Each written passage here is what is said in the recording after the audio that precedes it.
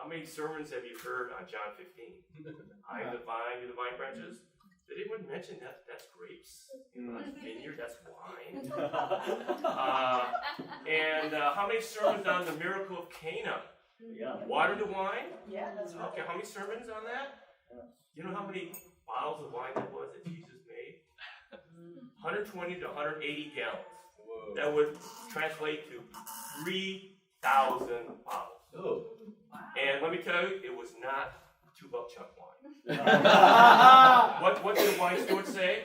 Why would it say the best wine for last? They weren't stupid. You serve the good wine first, and when people get a little slosh, then you can serve them the cheaper stuff.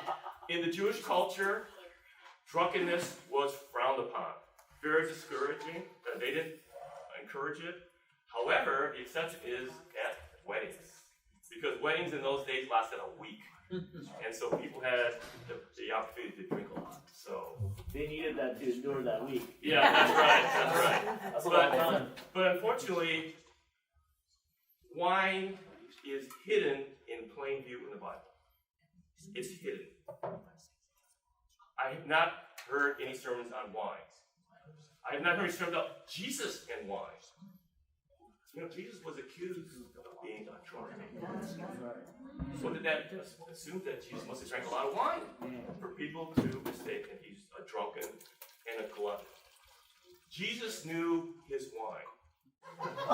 Jesus knew you don't put new wine into old wineskins. Why? Because of the power of fermentation. He assumes that his audience knows about wine. And what about the parables of the kingdom? What is the kingdom of God compared to? A vineyard. In the Old Testament, God is the winemaker. God is the vintner. Israel is God's vineyard in Isaiah 5. Okay, so and then you have Jesus as the vine. And we are the vine branches. In fact, I heard a great lecture on prohibition, and it was initially geared against spirits and beer, not wine. Because wine, at least in a European setting, is a condiment. It's a condiment. So all the meals, you have wine. I mean, you just grow up with wine. And they don't have that legacy of prohibition like we do. So, you know, traditionally in Europe, kids grew up with wine. They drank wine when they were little. They didn't have to wait till they were 21. So people that grew up with wine respect it. They don't abuse it. Just like people who grew up with guns. They know how to use guns. Don't bring gun in. But anyway, so it's just unfortunate in our culture. They're so strict. You got to be 21. You know, so you always like when I'm at the checkout at Trader Joe's, you gotta, you know, make sure that they're, you know, show their ID and all that. I mean that's ridiculous in Europe. They just don't do that. So it's a much more healthy attitude toward wine. In fact, someone mentioned Martin Luther and wine. He drank a good cup, a glass of good German wine and beer when he composed The Mighty Fortresses Are God. I'm not kidding. I'm not kidding.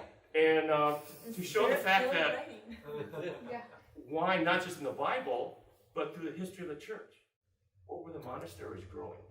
Wine. What were the missions in California? What were they growing? Wine. So it's throughout the history of the church, wine is a very big part. But I think, again, we're children of the prohibition, and we're just scared of wine.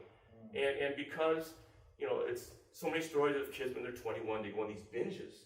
It's because wine becomes that forbidden fruit. And then once you turn 21, then you can go on your binges.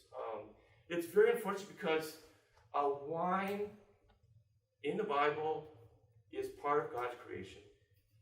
It's one of the good gifts of God's creation.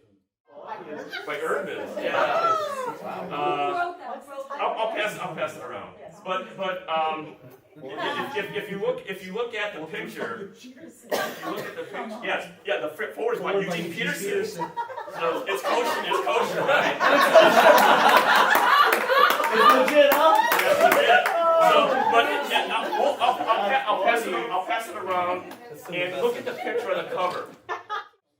And it's wonderful, Christ being crushed for his blood, for the grapes, for the Lord's Supper. Wow. And thinking of the Lord's Supper,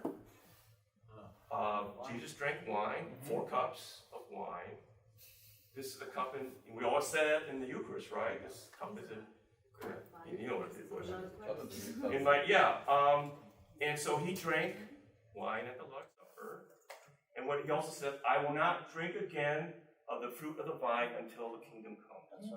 That's right. So wine is also seen as a picture of the kingdom. Yeah. So we're going to be drinking wine with Jesus in the kingdom. Amen. It's biblical. Yeah. I'm not making this up. Yeah. It's in the Bible. But because of our cultural blindness, we just don't see wine in the Bible.